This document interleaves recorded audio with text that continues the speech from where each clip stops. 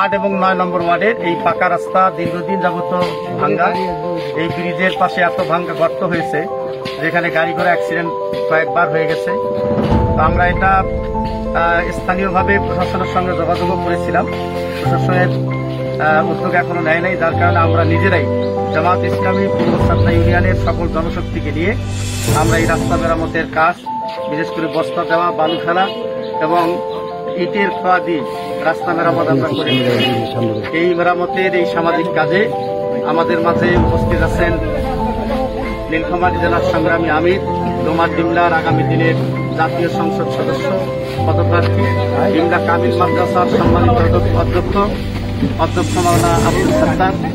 জামাত কর্মী মানেই হচ্ছে সামাজিক কর্মী, এই স্লোগান নিয়েই আজকে আমরা এই কাজের উদ্যোগ গ্রহণ করে এই কাজ করে দিচ্ছি।